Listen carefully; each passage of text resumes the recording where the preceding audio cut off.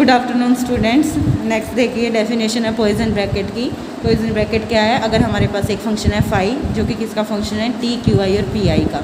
ठीक है, ये हमारे पास क्या आते हैं? हैमिल्टोनियन वेरिएबल्स थे। ऐसे ही साई भी हमारे पास फंक्शन है T, Q I, P I का। तो पॉइसन ब्रैकेट अगर हम फाई और साई की लिखेंगे तो उसकी नोटेशन है ये, इस तरीके से ब्रैकेट के अंदर फाई और साई लगाएंगे, लिखेंगे और इनके बीच में कॉमा नहीं लगाना है। इक्वल टू ये खुलेगी कैसे? समेशन, अगर आई जो वेरिएबल है वो वेरी कर रहा है 1 to n, तो आई वेरिंग फ्रॉम 1 to n। पहले फाई का पार्शियल डेरिवेटिव क्यू आई के रिस्पेक्ट में और साई का पी आई के रिस्पेक्ट में, फिर माइनस रिवर्स कर दो, पहले फाई का पी आई के रिस्पेक्ट में और साई का क्यू आई के रिस्पेक्ट में। ठीक है, तो जहाँ भी पॉइसन ब्रैकेट है वो इस तरीके से ओपन होगी। अब इसकी कुछ प्रॉपर्टीज़ हैं पॉइसन ब्रैकेट की, वो क्या है? अगर हमारे पास फाई, साई और काई तीन फंक्शंस हैं तो फाई साई की पॉइसन ब्रैकेट जब मैं खोलूँगी तो इक्वल टू, अगर मैं इनको रिवर्स कर रही हूँ तो नेगेटिव साइन के साथ आएगा। आप वैसे भी चेक करके देख सकते हो, जब आप फाई साई की पॉइसन ब्रैकेट खोलोगे तो ये आएगी, जब साई फाई की खोलोगे तो ये टर्म बस आगे पीछे ही हो जाएंगी, यानी कि सिर्फ नेगेटिव साइन का ही फ़र्क आएगा। ठीक है, ऐसे ही सेकेंड प्रॉपर्टी है कि सी इंटू फाई और साई है, कोई कॉन्स्टेंट मल्टीप्लाई हो गया एक फंक्शन के साथ तो एज इट इज़ बाहर आ जाएगा, क्योंकि ये सी दोनों टर्म्स के साथ आएगा। जब आप इसको खोल के देखोगे तो सी को आप एज इट इज़ कॉमन निकाल सकते हो। उसके बाद थर्ड है फाई प्लस साई और काई, और इसका पॉइसन ब्रैकेट आप खोलोगे तो कैसे खुलेगी? फाई काई की पॉइसन ब्रैकेट प्लस साई काई की। ये आप ओपन करके देख सकते हो, लेफ्ट हैंड साइड अलग से सोल्व करके देख लेना इसमें वैल्यूज़ रख के, और राइट हैंड साइड अलग से खोल के देख लेना और चेक करना दोनों इक्वल आ रहे हैं या नहीं आ रहे हैं। ठीक है, उसके बाद फोर्थ प्रॉपर्टी है, ये इंपॉर्टेंट है, इसको हम पॉइसन आइडेंटिटी बोलते हैं। इसका आगे यूज़ होगा और इसका आगे प्रूफ भी आएगा, तो आप खुद से ट्राई करके देखना चाहो तो कर लेना, अदरवाइज आगे नेक्स्ट लेक्चर में मैं इसका पूरा प्रूफ बताऊंगी पॉइसन आइडेंटिटी का। ठीक है, इसको ध्यान कैसे रखना आपको? तीन फंक्शंस थे फाई, साई, काई, इनको साइक्लिक ऑर्डर में चेंज करते जाओ। अब आगे चलोगे तो फाई पीछे चला जाएगा, साई काई आ जाएगा, फिर उसके बाद साई पीछे चला जाएगा, काई और फाई आगे आ जाएगा। तो इस तरीके से साइक्लिक में जब तीनों को चेंज करते हो तो इन तीनों की पॉइसन ब्रैकेट का सम इक्वल टू क्या आएगा? इक्वल टू क्या आएगा? 0, और इसको हम क्या बोलते हैं? Poisson identity. ठीक है, उसके बाद लास्ट जो है वो क्या है? फाई साई का पॉइसन ब्रैकेट का जब हम पार्शियल डेरिवेटिव करेंगे टी के रिस्पेक्ट में तो कैसे होगा? पहले फर्स्ट फंक्शन का डेरिवेटिव और second function as it is उसकी पॉइसन ब्रैकेट, फिर plus first function as it is second function का partial derivative with respect to T और उसकी पॉइसन ब्रैकेट, इस तरीके से ओपन होगा। ठीक है, उसके बाद नेक्स्ट क्या है हमारे पास? डेफिनेशन है इंटीग्रल की। क्या? एक फंक्शन है एफ जो कि उन्हीं variable T, Q I, P I का फंक्शन है, is called integral of equation of motion. उसको integral of equation of motion कब बोलेंगे? इक्वेशन ऑफ मोशन को किससे रिप्रेजेंट करेंगे? P I dot equal to minus curl H by curl Q I और Q I dot equal to curl H by curl P I. ठीक है, if इसको हम इंटीग्रल कब बोलेंगे? If for any motion of the given system this function returns a constant. अगर हमारे पास ये फंक्शन कॉन्स्टेंट आ जाता है इस इक्वेशन ऑफ मोशन के लिए तो इसका डेरिवेटिव क्या आ जाएगा? टी के रिस्पेक्ट में 0। ठीक है, तो अगर आपको किसी भी फंक्शन को इंटीग्रल बोलना है तो उसके लिए कंडीशन क्या होगी कि उसका डेरिवेटिव इक्वल टू क्या आएगा? 0। अब उसके बाद इस डेरिवेटिव को खोल लेंगे कैसे? तो उसके लिए नेसेसरी और सफिशिएंट कंडीशन क्या है इस फंक्शन के लिए कि इंटीग्रल कब होगा? जब ये डेरिवेटिव 0 और ये डेरिवेटिव कैसे खुलता है? Curl F by curl T plus Poisson bracket of F H. तो अगर ये इक्वल टू 0 हो जाता है तो ये उस फंक्शन के इंटीग्रल होने की नेसेसरी और सफिशिएंट कंडीशन है। पॉइसन ब्रैकेट तो अभी मैंने आपको बताई कैसे खोलना है। पहले फर्स्ट फंक्शन का डेरिवेटिव क्यू आई के रिस्पेक्ट में और सेकंड का पी आई के रिस्पेक्ट में, फिर माइनस रिवर्स कर दोगे फर्स्ट का पी आई का और सेकंड का क्यू आई के रिस्पेक्ट में। ठीक है, अब इन कंडीशन का यूज़ हम नेक्स्ट थ्योरम में करेंगे। नेक्स्ट थ्योरम है जैकोबीज पॉइसन थ्योरम। तो बाय नेम से आती है तो इसके स्टेटमेंट आपको ध्यान रखनी है। जैकोबीज पॉइसन थ्योरम क्या है? अगर हमारे पास दो इंटीग्रल है, अब एफ और जी इंटीग्रल है तो इस कंडीशन को सेटिस्फाई करेंगे, तो D F by D T और D G by D T दोनों का डेरिवेटिव क्या आएगा? 0 आएगा। ये क्या दे रखे हैं? Integral of equation of motion दे रखे हैं। देन हमें क्या प्रूव करना है कि उनकी पॉइसन ब्रैकेट भी इंटीग्रल आएगी इन इक्वेशंस का। अब इसको भी इंटीग्रल प्रूव करना है तो इसका डेरिवेटिव भी हमें विद रिस्पेक्ट टू टी किसके इक्वल दिखाना है? 0 के। तो पहले तो जो गिवन था हमने उसका यूज़ किया है, 4g इंटीग्रल है तो D F by D T और D G by D T 0 होंगे। और अभी ऊपर रिमार्क से मैंने आपको बताया D F by D T कैसे खुलेगा? Curl F by curl T plus Poisson bracket of F H equal to 0। तो हमारे पास फर्स्ट कंडीशन ये आ गई और सेकंड ये आ गई। ठीक है, उसके बाद अब प्रूव करना है कि इनकी पॉइसन ब्रैकेट भी इंटीग्रल बने। तो उसके लिए क्या दिखाओगे कि इसका डेरिवेटिव 0 बने, और इसका डेरिवेटिव कैसे खुलेगा? अभी रिमार्क से बताया, पार्शियल डेरिवेटिव खुलेगा इसका टी के रिस्पेक्ट में, फिर इस फंक्शन की एच के साथ पॉइजन ब्रैकेट इक्वल टू क्या आ जाए, 0 आ जाए। तो ये आपको इक्वल टू 0 प्रूव करना है। तो उसके लिए मैं लेफ्ट हैंड साइड लेकर चलूँगी, सॉरी लेफ्ट हैंड साइड की भी सिर्फ फर्स्ट टर्म हम कंसीडर करेंगे, यानी कि partial derivative of Poisson bracket of F G equal to कैसे खुलेगी, पहले फर्स्ट फंक्शन का derivative, second as it is ये पॉइजन ब्रैकेट, और फिर plus first as it is और सेकेंड का पार्शियल डेरिवेटिव, ठीक है। उसके बाद अब curl F by curl T की वैल्यू आप यहाँ से निकाल दीजिए, किसके इक्वल आएगी, minus Poisson bracket of F H और जी एज इट इज़, और प्लस फिर ऐसे ही सेकंड इक्वेशन से curl G by curl T की वैल्यू निकाल दो, क्या आएगा, minus Poisson bracket of G H, वो वैल्यू यहाँ पर रख दी। अब ये नेगेटिव में है तो इनका रिवर्स हो जाएगा।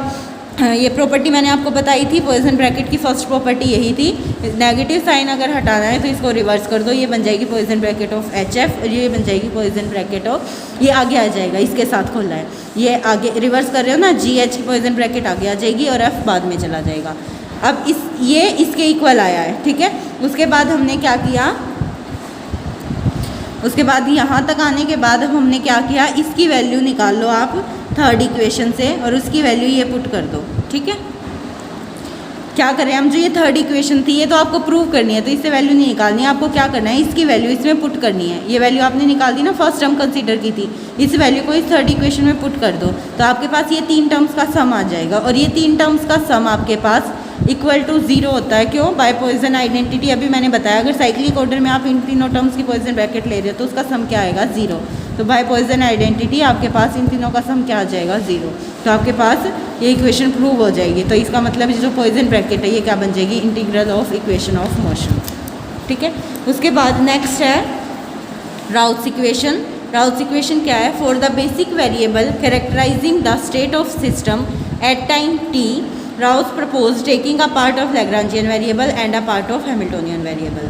क्या कह रहा है वो, बेसिक वेरिएबल के लिए जो सिस्टम की स्टेट है उसको कैरेक्टराइज करने के लिए किसी भी टाइम t पर राउट्स ने क्या किया, एक पार्ट लैग्रांजियन वेरिएबल का लिया और एक पार्ट हैमिल्टोनियन वेरिएबल का लिया, ठीक है।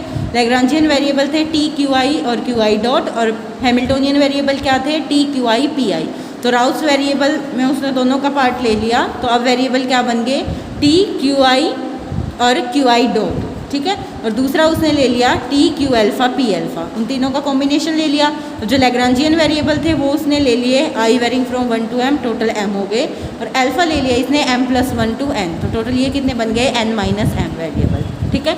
वेर m क्या है, कोई भी आर्बिट्रेरी फिक्स नंबर है लेस देन n, ये m जो है ये n से क्या रहेंगे, लेस रहेंगे। अब उसके बाद आगे देखिए, Lagrangian variable can be replaced by Routh's variable if we express all the Q alpha dot in terms of P alpha.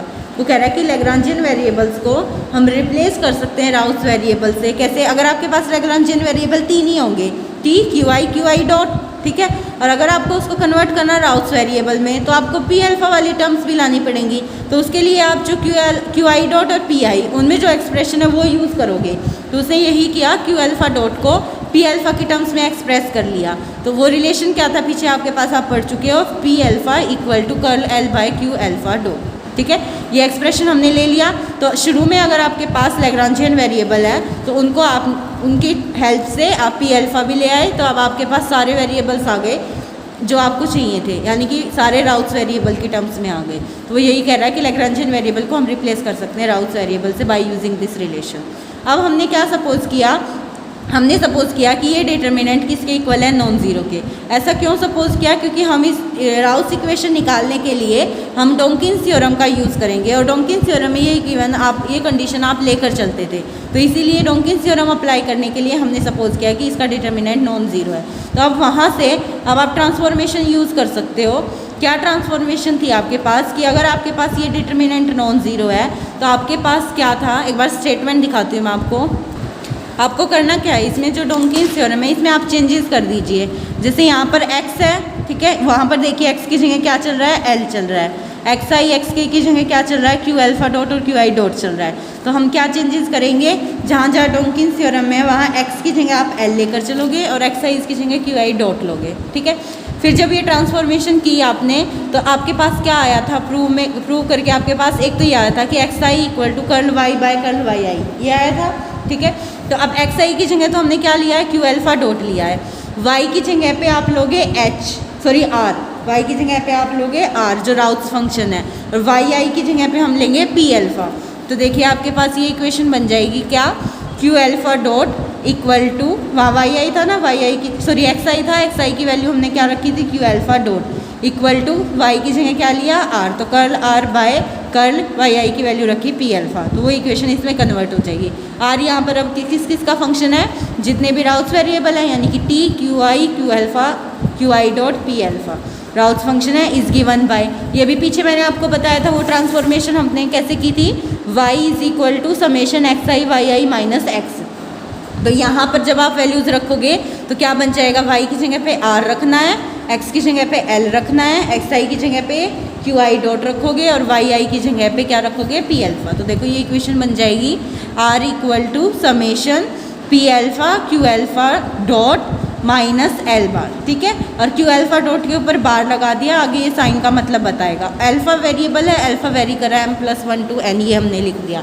अब इसके बाद बोल रहा है कि ये साइन क्या इंडिकेट कर रहा है कि ये जितने भी q अल्फ़ा डॉट है इनको हमने एक्सप्रेस कर दिया है इन टर्म्स ऑफ p अल्फ़ा, कि इन सबको हम एक्सप्रेस कर सकते हैं p अल्फ़ा की टर्म में। ऊपर मैंने आपको बताया ना कि इनको हम p अल्फ़ा की टर्म में एक्सप्रेस कर सकते हैं, बस ये सिंबल यही डिनोट कर रहा है।